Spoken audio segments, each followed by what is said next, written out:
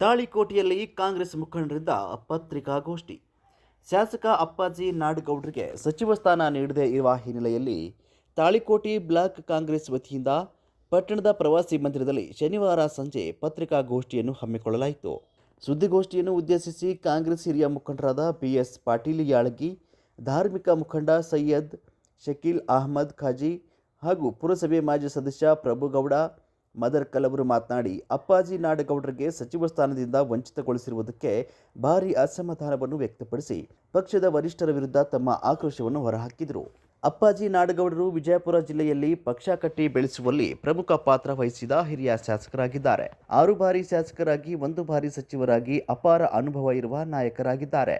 ಆದರೆ ಇದ್ಯಾವುದನ್ನು ವರಿಷ್ಠರು ಪರಿಗಣಿಸದೇ ಇರುವುದು ನಮಗೆ ನೋವನ್ನುಂಟು ಮಾಡಿದೆ ಅಂತ ಮುಖಂಡರು ಕಾಂಗ್ರೆಸ್ ಪಕ್ಷದಲ್ಲಿ ನಿಷ್ಠಾವಂತರಿಗೆ ಬೆಲೆ ಇಲ್ಲದಂತಹ ವಾತಾವರಣ ನಿರ್ಮಾಣವಾಗಿದೆ ಅಂತ ತೀವ್ರ ಬೇಸರ ವ್ಯಕ್ತಪಡಿಸಿದರು.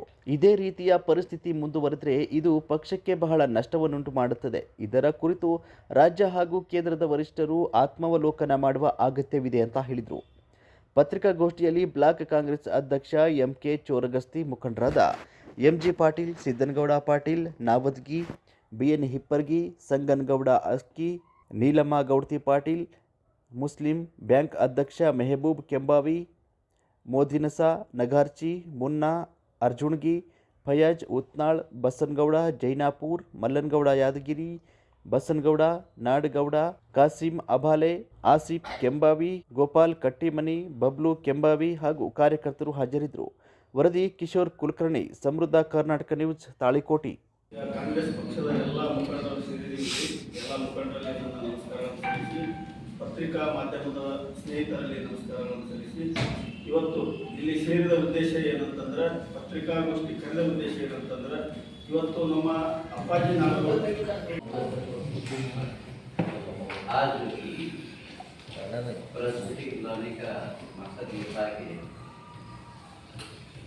हमारे MLA अप्पाजी साहब को वजारत नहीं देने की वजह से पूरे कांग्रेस पार्टी के लोग यहाँ पर कर कर्नाटक सरकार को ये संदेश भेज रहे हैं कि हमारे प्रशिक्षण से अप्पाजी नाडगौड़ नहीं दिया जाए। उन्होंने 6 बार चुनकर आया है, 6 बार चुनकर आए हैं और बीजापुर डिस्ट्रिक्ट में पार्टी हिसाब से अगर देखा जाए तो अप्पाजी नाडगौड़ सब सीनियर पार्टी सोचना था कि बीजापुर जिले के अंदर एक सीनियर लीडर अप्पाजी नाडगौड़ साहब हैं सीनाटी में, क्योंकि सीनाटी के बाद कोई सीनाटी नहीं है, दूसरे भी MLA वगैरह है। बहरहाल हमारे को गम है कि फिर एक बार सरकार से, नीतीश कुमार साहब से, सिद्धरामैया से और मरकज के तमाम लोगों से विनती करते हैं कि आगे चल कर के हम नेगलेक्ट ना करें कि हमारे अप्पाजी साहब को कोई ना कोई विस्तार और कांग्रेस पार्टी को कमज़ोर ना समझें। आप समझ रहे हैं कि कांग्रेस पार्टी कमज़ोर है, मगर पार्टी में रहकर काम करेंगे। पार्टी के लोगों से मैं ये गुजारिश करता हूँ कि पार्टी का साथ दें, पार्टी के खिलाफ ना करें। दुशारा पेश होते हैं वैसे कोई बात नहीं है। पार्टी के अंदर मुख्य चलते हुए एक कांग्रेस पार्टी एक परिवार पार्टी है। इस परिवार की मिलकर हम तमाम मिलकर क्या है काम करना चाहिए। मैं यही विनती करता हूँ कि अप्पाजी नाडगौड़ साहब को भी कम हुआ है, हम तमाम कार्यकर्ताओं को, तमाम लीडरों को भी क्या इस बात का अफसोस है कि हमको इस बात की मिनिस्टरशिप वजीर नहीं मिला है। इंशाल्लाह आगे भी इंशाल्लाह मिनिस्टर देने की कोशिश करें और यहाँ के जो भी कांग्रेस के MLA है, कांग्रेस के MLA एकजुट होकर क्या है उनका साथ दें। ये भी एक इम्पोर्टेंट है। कांग्रेस बोलो तो एक ही तालिकोट के कांग्रेस नहीं है, बल्कि पूरे कर्नाटक के कांग्रेस पार्टी का एक परिवार बनकर रहे। ये इस बात में अपनी बात को बताते हुए सन्मान्य CS ನಾಡಗೌಡ ಅಪ್ಪಾಜಿಯವರಿಗೆ ಮಂತ್ರಿಮಂಡಲದಲ್ಲಿ ಸ್ಥಾನ ಕೊಡಬೇಕಾಗಿತ್ತು. ಆದರೆ ಇವತ್ತಿನ ರಾಜಕೀಯ ಪರಿಸ್ಥಿತಿಯನ್ನು ನಾವು ಅವಲೋಕಿಸಿದಾಗ ಬಹುಶಃ ನಮಗನ್ನಿಸ್ತದ ಈ ಪಕ್ಷದಲ್ಲಿ ಯಾರು ನಿಷ್ಠೆಯಿಂದ ಕೆಲಸ ಮಾಡ್ತಾರೋ ಅಥವಾ ಸರಳ ಸಜ್ಜನಿಕೆಯಿಂದ ಇರ್ತಾರೋ ಅಂಥವರಿಗೆ ಬಹುಶಃ ಕಾಂಗ್ರೆಸ್ ಇವತ್ತಿನ ಮಿತಿಗೆ ಗುರುತಿಸುವುದು ಬಹಳಷ್ಟು ಕಡಿಮೆ. ಈ ಮಾತನ್ನು ಯಾಕೆ ಹೇಳ್ತಂದ್ರೆ ಬಹುಶಃ 1981ರಲ್ಲಿ ತಮಗೆಲ್ಲ ಗೊತ್ತಿದೆ, ಇಲ್ಲಿ ಕಾಂಗ್ರೆಸ್ಸಿನ ಪರಿಸ್ಥಿತಿ ಏನಾಗಿದೆ. ಅವತ್ತು ಕಾಂಗ್ರೆಸ್ಸಿನ ಒಬ್ಬ ವ್ಯಕ್ತಿನೂ ಕೂಡ ಇಲ್ಲಿ ಮುಖಂಡರಾಗಿದ್ದಿಲ್ಲ.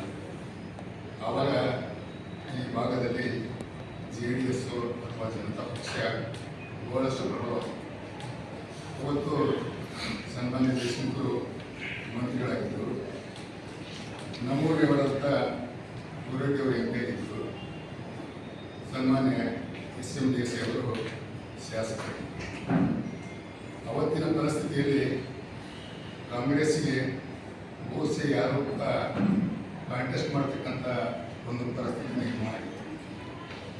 ಆವಾಗ ಇರ್ತಕ್ಕಂಥ ನಮ್ಮ ಕಾಂಗ್ರೆಸ್ಸಿನ ಹಿರಿಯರಾದಂಥ BM ಪಾಟೀಲ್ ಅವರು, ಗುರುದಿನಿಯವರು ಇಲ್ಲಿ ಬಂದು ಒಂದೇ ಬೇಳದಲ್ಲಿ ಗೌರಿ ಶಂಕರ್ ಟಾಕೀಸ್ನಲ್ಲಿ ಒಂದು ಮೀಟಿಂಗ್ ಮಾಡಿದರು.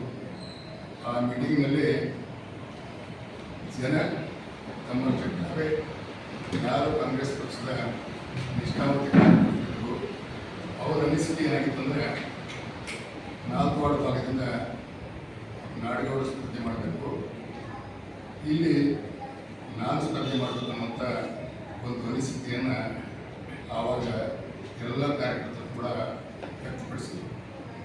ಆದರೆ ಆವಾಗ ನಾವು ಇನ್ನೂ ಚಿಕ್ಕವರಾಗಿದ್ದೆವು. ನಮ್ಮ ಹಿರಿಯರು ಕೂಡ ನಮಗೊಂದು ಉಪದೇಶ ಮಾಡಿದರು, ಬೇಡ, ಇಂಥ ಪರಿಸ್ಥಿತಿಯಲ್ಲಿ ನೀವು ನಿಲ್ಲಬೇಡ್ರಿ, ಬಹುಶಃ ನಿಮಗೆ ಭಾಳಷ್ಟು ಕಷ್ಟಪಡ್ತೀರಿ, ಬೇರೆಯವರನ್ನು ಯಾರನ್ನಾದರೂ ನಿಲ್ಲಿಸಿ ನೀವು ಗೆಲ್ಲಿಸುವಂಥ ಪ್ರಯತ್ನ ಮಾಡಿ ಅಂತ ಹೇಳಿದರು. ಆದಾಗ್ಯೂ ಕೂಡ ಆ ಟೈಮ್ನಲ್ಲಿ ನಾವು ರಿಸ್ಕ್ ತಗೊಂಡು ನಿಂತು ಈ ಒಂದು ಮಧ್ಯಬಳ ಮತಕ್ಷೇತ್ರದಲ್ಲಿ 4 ಜನ ಜಿಲ್ಲಾ ಪಂಚಾಯತ್ ಸದಸ್ಯರನ್ನು ಜಿಲ್ಲಾ ಪರಿಷತ್ ಸದಸ್ಯರನ್ನಾಗಿ ಮಾಡಿದರು. ಆವಾಗ ತಮಗೆಲ್ಲ ಗೊತ್ತಿದೆ, ಒಬ್ಬರು ಮಡಿಕೇಶ್ವರ ಅನ್ನುವಂಥ ಒಂದು ಮತಕ್ಷೇತ್ರಕ್ಕೆ SC ರಿಸರ್ವೇಷನ್ ಆಗಿತ್ತು. ಯಾರೂ ಕೂಡ ನಮ್ಮ ಭಾಗದಲ್ಲಿ ನಿಲ್ಲಕ್ಕೆ ತಯಾರಿರಲಿಲ್ಲ.